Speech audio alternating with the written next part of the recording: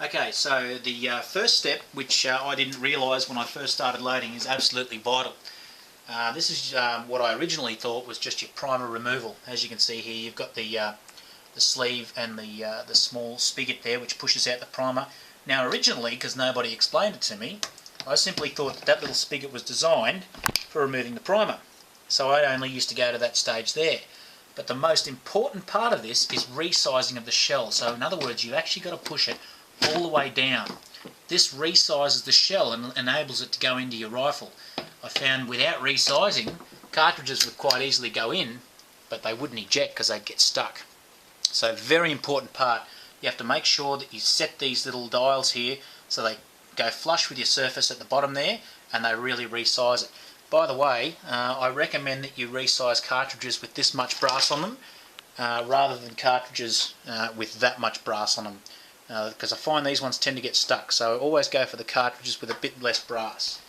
Okay, now exactly in accordance with the book here, we want a Winchester W209 primer, okay, which I have a packet of here. It's simply just a little primer like that. It goes into there facing upwards, shell on top, and basically it just involves a quick press down, okay, and a let go.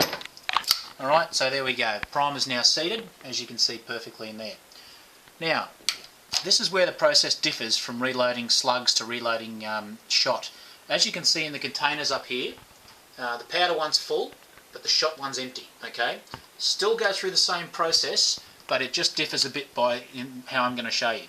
So we drop the powder thrower down, we push the lever across, okay, we've dropped our 28.1 grams in. Alright, we lift the press up, okay, now we get our WA-12 type wad, which is your pink wad. Okay, so that goes in there now. Notice I haven't moved it back yet. So you go through exactly the same process. So now you push that down and seat it all the way down. Okay, don't be worried about compressing it, it's not a problem. Now the reason why I have to now push this back is because this won't lift. So in order to do that, you've now got to push this lever the other way, in which case if you were reloading shot shells, it would now drop your shot in. But we're not going to do that because there's no shot. Instead, we're going to insert the LEE slug. So what you need to do is you lift this sleeve up, you take the shell out, and as you can see inside there, we've got the wad. We basically put this slug in like so, give it a few taps on the bench, and as you can see it's seated beautifully in there. I generally just give it a little press down to make sure that it's seated. From here, okay, we do the pre-crimp. Okay, and then slide it across one motion and do the final crimp. And there you have it. There is one 28 grain LEE slug loaded in an old shot shell.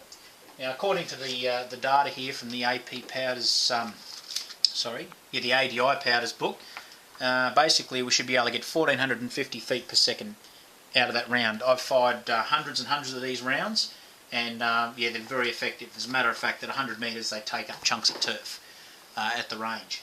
So as far as your slugs are concerned, there's probably only about 10 or 15 in there. I generally make a box load at a time.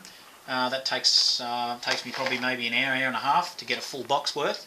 And I usually just, I always make it out of just scrap lead, which I get from the scrap metal people, which is generally used in roof sealing.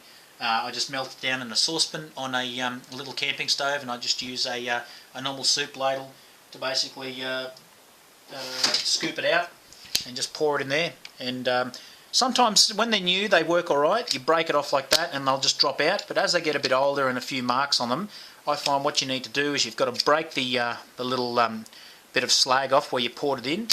You open it like that, and then I find just with something really light, I normally just use a really small spanner, just a little tap like that. Don't do what I did and bash the hell out of it to try and get it out, because it won't come out. You need to have a direct tap right on the back and they drop out perfectly every time. If you have any other questions, please flick me an email if you're not sure about anything, or if you want the diameter of the bush in there to give you 28 grams so you don't have to go by trial and error, just let me know and I'll certainly get it for you. Thanks.